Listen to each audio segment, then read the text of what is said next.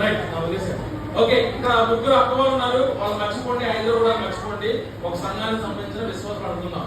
ఈ అక్క 6 నెలల నుంచి చర్చికి వస్తుంది, మంచిగా పాట పాడగలదు. ఒకసారి సానమ్మ చెవులు కోస్తా అనిపిస్తుంది. మంచి పాడింది అక్క. Okay right. అక్క 2 years చర్చికి వస్తుంది, మంచిగా వాక్యం చెప్పగలదు. ఓకేనా? మంచి కథవాక్యం చెప్తుంది, మంచి వాక్యం చెప్తుంది. ఓకేనా? ఆ అక్క చిన్నప్పటి నుంచి చర్చికి వస్తుంది, మంచిగా ప్రార్థన చేస్తుంది, చర్చి అంతా నీట్ గా పెడుతుంది, క్లీన్ చేస్తుంది, మంచిగా పాస్టర్ టైంకి నీట్ గా అన్ని పెడుతుంది అనమాట. ఈమె 6 నెలల నుంచి చర్చికి వస్తుంది, మంచిగా పాట పాడగలరు. ఒకసారి సానమ్మ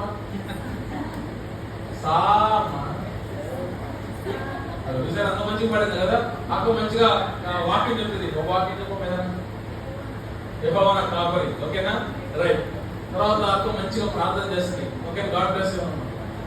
రైట్. సో అక్క మంచిగా ప్రార్థన చేస్తుంది. ఈమె చిన్నప్పటి నుంచి చర్చికి వస్తుంది, ఈమె 1 year నుంచి చర్చికి వస్తుంది, 2 years నుంచి చర్చికి వస్తుంది, ఈమె 6 months నుంచి చర్చికి వస్తుంది. అయితే వీళ్ళు ముగ్గురు దగ్గరికి ఒక సాతాను వచ్చింది. సాతాను వచ్చి మీలో ఎవరు గొప్ప అని అడిగారు. అప్పుడు ఈ అక్క ఏమో తెలుసా, నేనే బాగా పాడతానుగా, నేనే గొప్ప అంది. అప్పుడు ఈ అక్క ఏమో తెలుసా, కాదు కాదు, నేనే వాక్యం బాగా చెప్తాను, వాక్యం బాగా చదువుతాను కాబట్టి నేనే గొప్ప అంది. అప్పుడేమో తెలుసా, చిచి నిద్ర కాదు, నేను ప్రార్థన చేయకపోతే నిద్ర ఆడను, అసలు చర్చి ఓడకపోతే, చర్చి క్లీన్ చేయకపోతే, చర్చి నీట్ గా పెట్టకపోతే అసలు మీరు ఎక్కడ కూర్చుంటారు, నేనే గొప్ప, అందులో చిన్నప్పటి నుంచి నేను దేవుని తెలుసుకున్నాను కాబట్టి నేనే గొప్ప అని చెప్తాను. వీళ్ళు ముగ్గురు ఆల్మోస్ట్ ఫైటింగ్ చేసుకుంటా ఉన్నారు. ఇంకా ఫైటింగ్ చేసుకుంటే అన్న దగ్గరికి వెళ్ళారు. పీటర్ అన్న దగ్గరికి వెళ్ళి, అన్న మరి మాలో ఎవరు గొప్ప అంటే అన్నది పెద్ద సమస్య అయింది.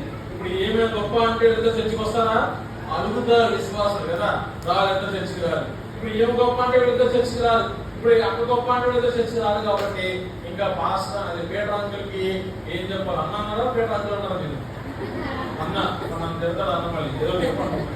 రైట్. పీటర్ అన్న కూడా ఏం చెప్పాలి అర్థం కాలేదు. అయ్యో ఏం చేయాలనుకున్నా, పెద్ద సమస్య పడింది అంటే ఒక ఐడియా వచ్చింది అన్నకి. అన్నకి ఏమొచ్చింది? ఒక ఐడియా. ఎన్ని జీవితాలు మార్చేసింది?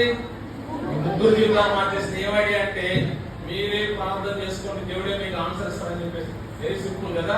ప్రార్థన చేసుకునేసరికి ఈ అక్క ఇంకా ఉపవాస ప్రార్థన చేసి చేసి సన్నగా ఎలా పెట్టినట్టు ఉపవాస ప్రార్థన చేసి కదా, ఏమీ తినకుండా ఎన్నో చేసాం ఉపవాస ప్రార్థన.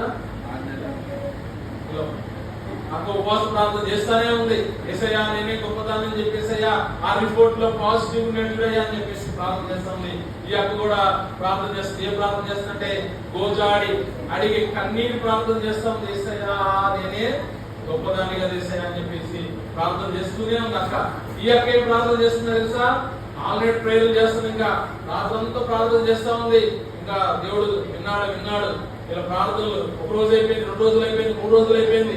ఇంకా ఏమైంది తెలుసా, పిల్లలు 4 రోజులు అయిపోయింది, 5 రోజులు అయిపోయింది, 6 రోజులు అయిపోయింది, 7 రోజులు అయిపోయింది. ఇంకా అప్పుడు ఏమైంది తెలుసా, ఇంకా ఆన్సర్ ఇచ్చే రోజు వచ్చింది. అది ఇంకా ఈ రోజు రాలేదు. మళ్ళీ రిసోర్స్ వచ్చినప్పుడు చెప్తా. ఓకేనా?